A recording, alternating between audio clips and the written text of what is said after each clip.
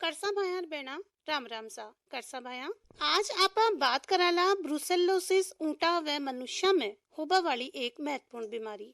तो किसान साथियों, मरुस्थलीय क्षेत्र में ऊंटा को आपनो एक अलग ही महत्व है। वर्तमान में हुआ कुछ नवीनतम अनुसंधान के द्वारा ऊंटनिया का दूध में पाया जाने वाला पौष्टिक तत्वों की वजह से और मधुमेह व ऑटिज्म जैसी बीमारी का उपचार में यहाँ का दूध का औषधीय गुणा के कारण यहाँ को महत्व और अधिक बढ़ गयो है।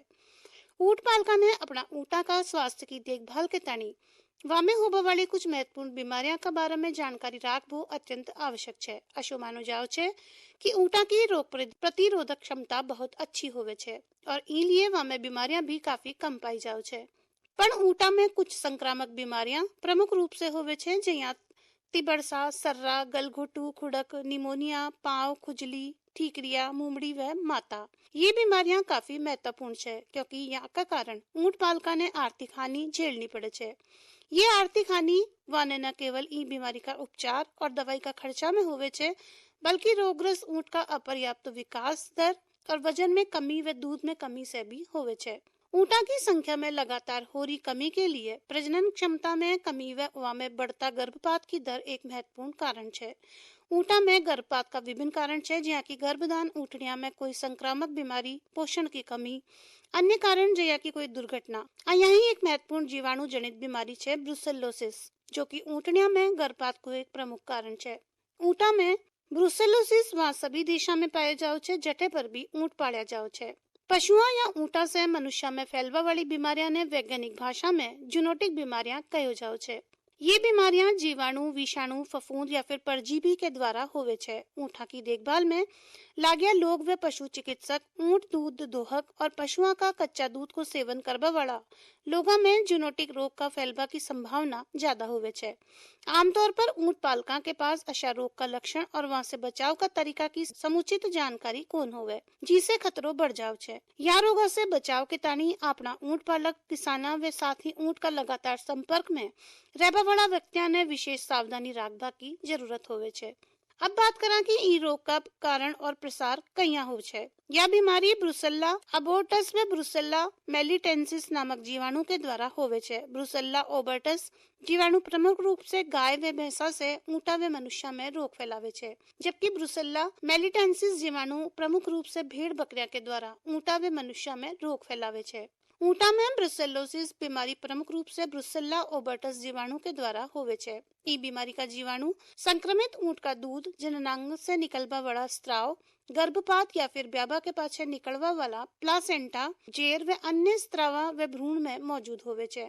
दूसरा पशुओं में यो जीवाणु श्वास, मुख, आंतरिक त्वचा व चमड़ी के द्वारा संक्रमण करे छे। शरीर के माय यो जीवाणु खून के द्वारा सभी प्रमुख अतिरिक्त अंगा जैसे कि यकृत व प्लीहा में प्रवेश कर जाओ छे। ऊंटा में इका लक्षणा की जब बात करा तो ई रोग को मुख्य लक्षण गर्भवती ऊंटनिया में गर्भपात छे। ई रोग से ग्रसित ऊंटनिया गर्भावस्था का मध्य या फिर आखिरी तिमाही में गर्भ गिरा देवे छे या फिर कदे कदे समय से पहले ही ब्याह जाओ छे। गर्भपात हुआ ऊंटनिया में जेर को निकल पावे, थना में सूजन होवे छे व यदि बच्चों समय से पहले पैदा हो तो वो काफी कमजोर होवे छे।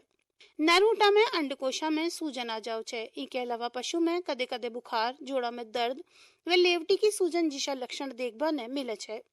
कई बार ब्रुसेलोसिस से संक्रमित ऊंटा में कोई भी लक्षण दिखाई कौन देवे, किंतु ईशा ऊंट का जननांगा से निकलवा वाला स्त्राव के द्वारा दूसरा ऊंट संक्रमित हो सके छे। रोगग्रस्त ऊंटनिया में बांझपन, गर्भाशय में सूजन या फिर संक्रमण व लैंगिक अपरिपक्वता जैसा लक्षण भी दिखाई देवे छे। कदे कदे रोगग्रस्त ऊंटा में गठिया या जोड़ा में दर्द व लंगड़ाबो जैसा लक्षण भी दिखाई देव छे। गर्भपात हुआ भ्रूण से दुर्गंध आवे छे और पूरा शरीर में सूजन, चमड़ी का भीतर जल भराव, निमोनिया व सभी आंतरिक अंगा व स्थाना में रक्तस्राव के साथ जल भराव जैसा लक्षण दिखाई देव छे। मनुष्य में इका लक्षणा की जब बात करा तो यद्यपि मनुष्य में संक्रमण के पाछे ब्रुसेलोसिस रोग का लक्षण प्राय दिखाई कौन देवे, किंतु ई बीमारी में कई तरह का लक्षण मौजूद हो सके छे। ई बीमारी का शुरुआत में तेज बुखार होवे छे व सामान्यतः जुखाम जैसा लक्षण दिखाई देव छे। जी में हल्को यो तेज बुखार, सर दर्द, बदन दर्द, पीठ में दर्द, कमजोरी, नींद में तेज पसीनो आवो व जोड़ा में दर्द जैसा लक्षण दिखाई देव छे। बुखार चढ़तो व उतरतो रहे छे व अशी स्थिति लगभग 1 साल तक रहे छे। 5% लोगों में न्यूरोलॉजी से संबंधित लक्षण दिखाई देवे छे। साथ ही कई बार अंडकोशा में सूजन का लक्षण भी दिखाई देवे छे। हृदय का प्रभावित होबा पर संक्रमित मनुष्य की मृत्यु भी हो सके छे। यदि गर्भवती स्त्रियां में संक्रमण हो जावे तो आशा में समय से पहले बच्चा को जन्म हो जावे छे और कदे कदे गर्भपात भी हो सके छे। इका साथ ही सेप्टिसीमिया का लक्षण भी दिखाई देवे छे। इका उपचार की बात करा तो यदि ऊंट पालका ने अपना टोला में कोई भी पशु बार बार गर्भ गिरा देवा का लक्षण दिखाई दे तो ऐसी स्थिति में पशु चिकित्सक की तुरंत सलाह लेनी चाहिए। वे प्रतिजैविक औषधोपचार शुरू कर देना चाहिए। अब बात करा रोग का निदान की तो ई रोग को निदान RBPT, CFT व SAT द्वारा कर्यो जाओ छे। RBPT एक अत्यंत सरल तकनीक छे जो कि सटीक तो छे ही, इनका परिणाम भी तुरंत आवे छे। हालांकि यदि ये बीमारी की तीव्रता कम हो या हाल ही में संक्रमण हुए हो तो कई बार RBPT से निदान करबो मुश्किल हो जाओ छे। RBPT तकनीक में एक बूंद संक्रमित पशु को सीरम व एक बूंद RBPT द्रव ने एक स्लाइड में लेयर मिलायो जाओ छे। लगभग 5 मिनट का पाछे यदि सीरम में छोटा छोटा थक्का दिखाई दे तो इको मतलब पशु संक्रमित छे। ई रोग से बचाव और सावधानी की बात करा तो ई बीमारी से टोला का दूसरा ऊँटा ने बचावा के तानी रोगग्रस्त ऊँट की त्वरित पहचान अत्यंत आवश्यक छे। ऐसी बीमारी को पतो चलता ही तुरंत पशु की जांच करवानी चाहिए, अन्यथा रोग का जीवाणु बीमार पशु से दूसरा स्वस्थ पशुओं के साथ काम करवा वाला लोगा व कच्चा दूध को सेवन करवा वाला मनुष्य में यह रोग पैदा कर सके छे। कई बार यो देखे गयो छे कि ई रोग से ग्रसित ऊँट बाहरी तौर पर स्वस्थ नजर आवे छे वे गर्भपात के अलावा वामे और कोई लक्षण दिखाई कौन देवे। इसलिए ई रोग से ग्रसित ऊँट ने प्रजनन का उपयोग में कौन लेना चाहिए। चूंकि यह बीमारी मनुष्य में भी रोगग्रस्त ऊँटा का जननांगा से निकलवा वाला स्रावा रोगग्रस्त मृत भ्रूण से संपर्क में आबा से वे रोगग्रस्त ऊँटनी का कच्चा दूध को सेवन करबा से ही हो सके छे। इसलिए पशुपालका व ऊँटा का संपर्क में रहबा वाला लोगा ने विशेष सावधानी रखबा की जरूरत होवे छे। कच्चा दूध को सेवन कदे भी न करना चाहिए वे दूध ने हमेशा उबाल कर ही पीना चाहिए। ई रोग को प्रसार मुंह और श्वास द्वारा ब्रुसेलोसिस जीवाणुओं का शरीर में प्रवेश करबा पर होवे छे।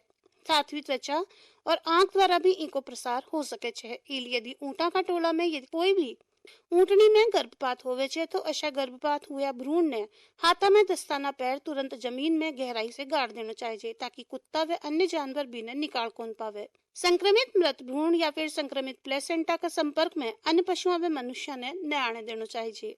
जी ऊँटनी को गर्भपात हुई छे उनका जननांगा की एंटीसेप्टिक सॉल्यूशन जैसा आयोडीन सॉल्यूशन से अच्छी तरह से सफाई कर देनी चाहिए।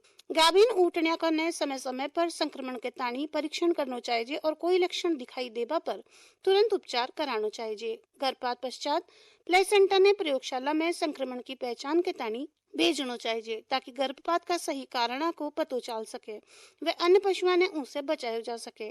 जहाँ ऊँटनिया में पहले भी गर्भपात हुई छे वहाँ में संक्रामक बीमारियां की प्रजनन से पहले ही जांच होनी चाहिए।